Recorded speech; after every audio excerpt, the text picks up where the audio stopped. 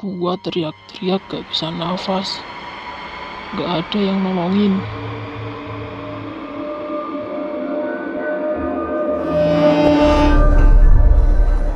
Assalamualaikum warahmatullahi wabarakatuh.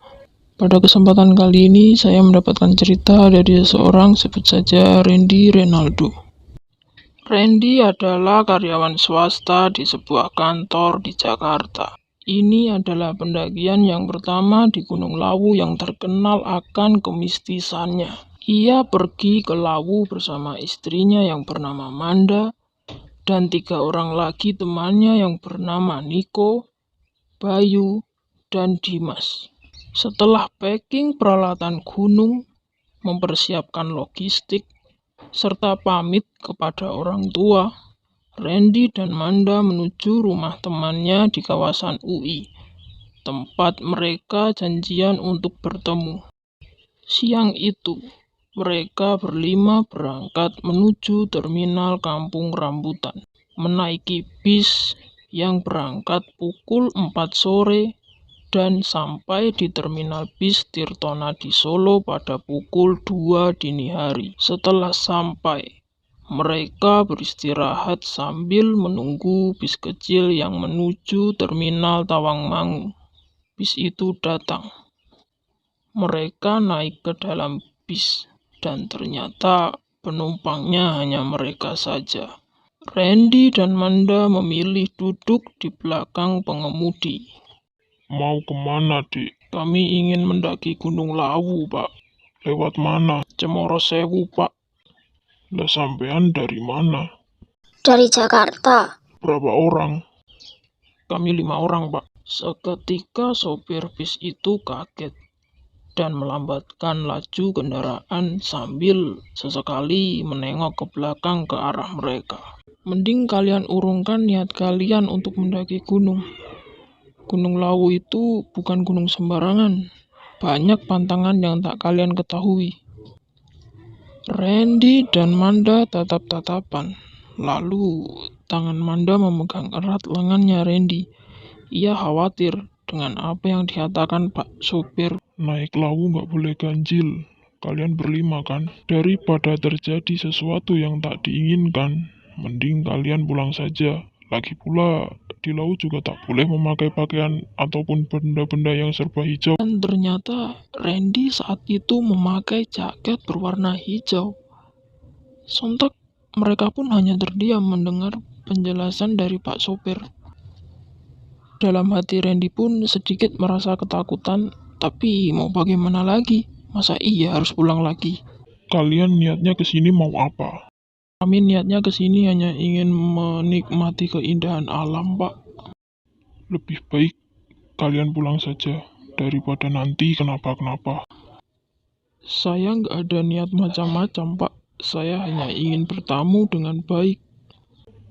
Ya sudah kalau begitu. Tapi ingat, carilah rombongan pendaki yang jumlahnya juga ganjil agar kalian bisa mendaki dengan genap. Seketika mereka pun mengiyakan apa yang diucap Pak sopir tadi. Kini sampailah mereka di pintu masuk Cemara Sewu. Kabut tebal masih menyelimuti lereng Lawu. Maklumlah, waktu itu masih terlalu pagi. Pos pendaftaran pun masih tutup. Sembari menunggu pos pendaftaran dibuka, mereka beristirahat di warung, berbincang-bincang dengan pemilik warung tentang kapan pos dibuka dan seputar mitos-mitos Lawu. Dan kalian tahu apa? Ternyata apa yang dikatakan pemilik warung itu sama persis dengan yang dikatakan supir bus tadi. Sekitar pukul 7 pagi, pos pendaftaran dan registrasi mulai dibuka. Mereka pun pamit pada pemilik warung. Jadi Randy sama teman-temannya ini mau lintas jalur naik via Cemara Sewu dan turun via Cemara Kandang. Sehingga tak perlu meninggalkan KTP di pos pendaftaran. Setelah mengurus SIMAKSI, mereka pun memulai perjalanan ini. Tanpa mereka sadari, Dimas sudah duluan jalan di depan. Dipanggil-panggillah namanya agar kembali. Dimas, Woi, sini dulu. Apaan sih? Berdoa dulu, woi. Dimas pun berjalan ke arah Randy sambil menggerutu. Aku kalau jalan, tinggal jalan aja. Nggak usah pakai doa-doa segala. Nggak ada apa-apa tuh. Aman-aman aja. Kalau sama gua, sekarang kita berdoa dulu. Mereka pun berkumpul dan berdoa bersama. Setelah berdoa, mereka melanjutkan perjalanan. Di sepanjang perjalanan menuju pos 1, tercium bau dupa dan terlihat kembang 7 rupa berserakan di jalan. Terlihat juga segerombolan orang berpakaian silat warna hitam dan sebagian lagi berwarna putih. Dilengkapi tas selempang kecil yang menandakan kalau mereka bukanlah pendaki. Setelah sekian lama berjalan, mereka pun memutuskan untuk beristirahat sejenak, meminum kopi dan memakan beberapa camilan. Sejauh ini perjalanan tidak ada yang aneh, semua terasa wajar-wajar saja. Mereka pun melanjutkan perjalanan. Jalur mulai memasuki hutan dan jalan berbatu. Banyak bebatuan besar dan tajam serta jurang-jurang yang menganga. Hingga sampailah mereka di Sendang Derajat. Di sana sudah ada beberapa tenda yang telah berdiri. Lalu Randy mencari lahan untuk mendirikan tenda. Setelah tenda terpasang, mereka lanjut memasak untuk makan siang. Malam pun tiba. Randy, Bayu, Dimas, dan Niko sedang menikmati malam itu di depan tenda untuk mengobrol dan meminum kopi. Kala itu Manda sudah tidur duluan karena dia tidak mau esok pagi telat bangun untuk summit. Malam pun semakin larut, udara dingin gunung sudah mulai menusuk tulang. Mereka pun bergegas untuk masuk tenda dan tidur. Randy yang masih kepikiran akan ucapan dari Pak Sopir dan penunggu warung itu.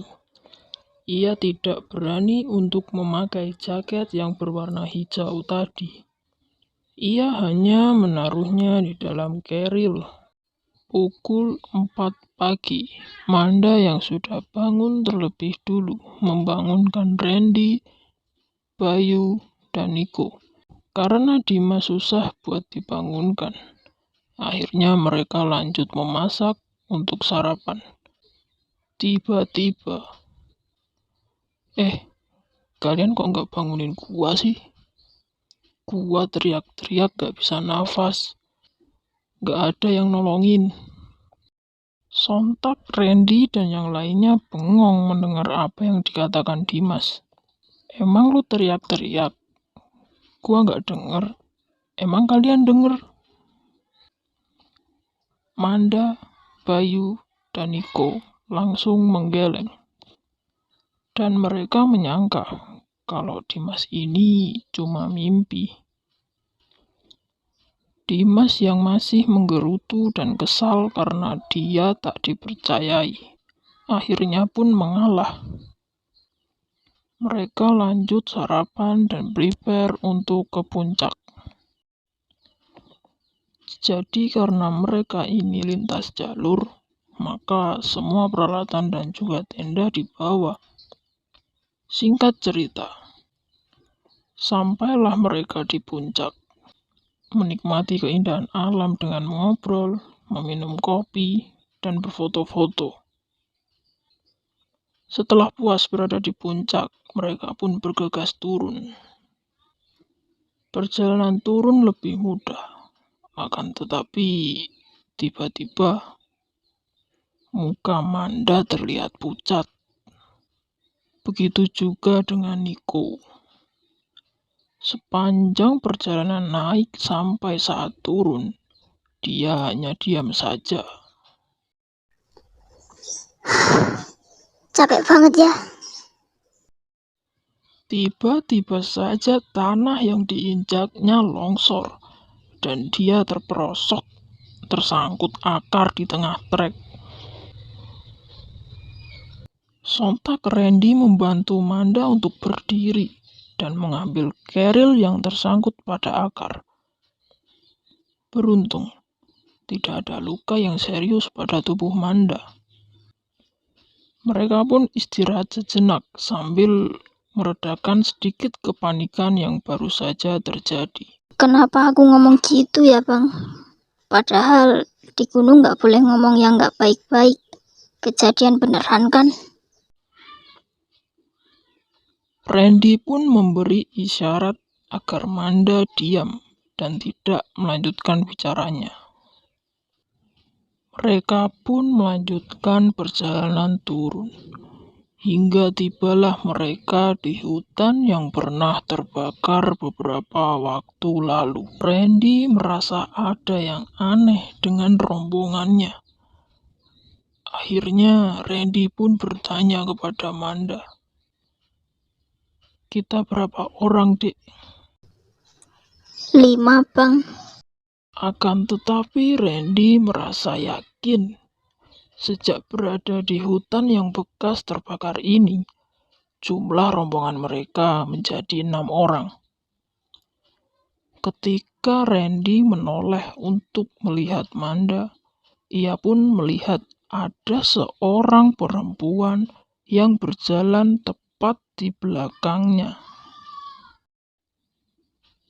Jadi Randy pada saat itu menjadi leader. Lalu Manda, Nico, Dimas, dan Bayu menjadi sweeper. Setelah berjalan lumayan lama, mereka pun memutuskan untuk beristirahat sebentar di tengah trek. Randy yang masih penasaran tiba-tiba membisikkan sesuatu di telinga Manda.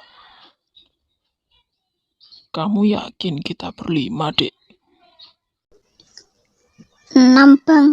Ada yang ngikutin kita.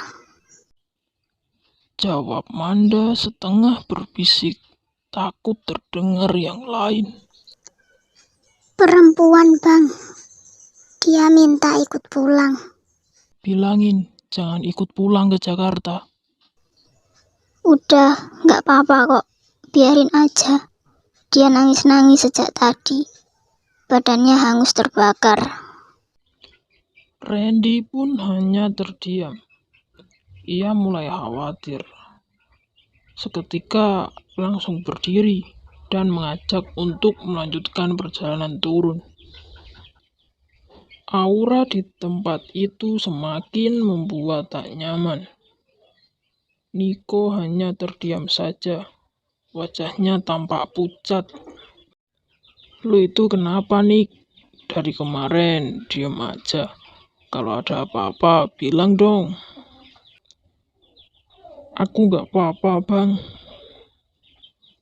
Sosok terbakar itu terus saja mengikuti mereka. Tak lama terdengar azan dari desa terdekat. Itu bertanda kalau base camp sudah lumayan dekat. Dia sudah kembali ke atas, cuma nganterin sampai sini. Randy yang mendengar itu sangat bersyukur. Nggak tahu apa jadinya kalau sampai ikut pulang ke Jakarta. Paginya, sebelum pulang, mereka ingin menyempatkan untuk ke Grojogan Sewu menggunakan jasa mobil charter. Ketika berbincang-bincang dengan Pak Sopir yang ramah, Randy pun iseng bertanya, "Pak, memang ada pendaki yang pernah terbakar ya?" Pak Sopir pun kaget. Pak Sopir pun terlihat kaget dan ia langsung menjawab, "Lah, kok sampean tahu, Mas?" "Iya, Pak, pernah baca koran. Ada, Mas, pendaki perempuan asal Jakarta. Saya yang nganterin mayatnya ke bandara pakai mobil ini." Darah Randy pun berdesir mendengar cerita dari Pak Sopir. Dan benar saja, yang mengikuti mereka adalah arwah pendaki perempuan yang terbakar di Gunung Lawu. Seandainya saja dia nggak ikut naik ke atas untuk terapas api, pasti ia akan seperti salah satu temannya yang selamat. Dan mungkin mereka juga akan selamat. Tetapi mereka malah naik ke atas ikut rombongan pendaki dari Jogja. Semua yang naik ke atas tidak ada yang selamat, terkepung api. Bahkan yang sembunyi di lubang jalur air saja tidak selamat, Mas.